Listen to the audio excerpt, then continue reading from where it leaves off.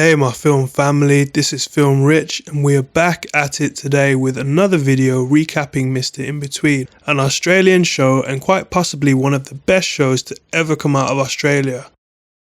In this video we will be recapping Season 1 Episode 4, which is titled On Behalf of Society. We can see from the episode so far that Ray's violent tendencies and complex relationships are on full display. From playful moments with friends to tense encounters with enemies, Ray continues to live in a world where he's constantly balancing personal life with his dangerous life. Before we dive into this episode, please don't forget to like, share and subscribe for more content. The episode kicks off with Gaz driving Ray. Gaz hints that he has a surprise but refuses to reveal what it is. They arrive in an open field where Gaz pulls out a Patchett gun, along with 2 melons from the car. Ray takes aim and shoots the melons, adding a touch of humour and violence right from the start. Next, Ray is in his apartment with Ali, having a light-hearted conversation. Ali asks Ray if he'd rather have great sex or great food. Without hesitation, Ray chooses great food, even revealing that he doesn't like sandwiches. This scene adds a bit of Ray's personality and his somewhat unusual preferences. We then go to Ray and Freddy, who enter a club. We notice that it's a bit different from Freddy's usual spots. Freddy introduces Ray to Davros. The conversation quickly gets tense as Davros confronts Ray about the hard feelings caused by Ray's previous actions, telling him he can't go around bashing his guys. Ray retorts, asking why it's okay for Davros' men to bash his friends.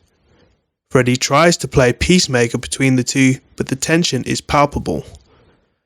Davros eventually reassures Ray that everything is fine, but Ray's warning is clear. Davros needs to keep his men in line or Ray will handle it, showing Ray's rogue and uncaring attitude towards authority. Ray is seen at his daughter Brittany's netball game, standing on one side of the field while his ex-wife stands on the other. The scene then shifts to Ray carrying a case of beer to his car, where Ali is waiting. As Ray prepares to leave, a car blocks his path. He politely honks his horn, but the men in the car step out. Without hesitation, Ray gets out of the car and kicks one of them, causing the men to flee. Ali is visibly shocked by the sudden burst of violence. Later, back at Ray's apartment, Ali expresses her discomfort with Ray's violent outburst, telling him she doesn't like violence and feels he could have handled the situation by talking to them. Ray tries to justify his actions, saying he had no choice because there were 2 of them. Despite his reasoning, it's clear Ali remains unhappy.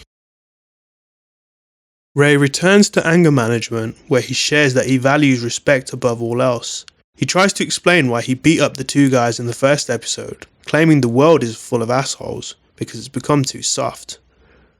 Ray feels like he's done society a favour by taking matter into his own hands, though it's obvious the moral compass is skewed. At home, Bruce and Brittany are watching TV when Ray and Ali arrive. Ray introduces Ali to Brittany, and Brittany eagerly shows Ali into her room. In an innocent moment, Brittany asks if she's going to marry her dad.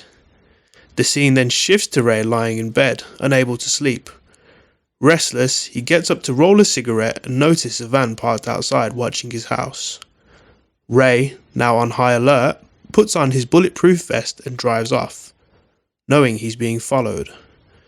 The van trails him, then briefly disappears, only to reappear behind him once again. Ray stops at an industrial estate and grabs a pallet from his back seat. He begins shooting at the van, causing it to crash.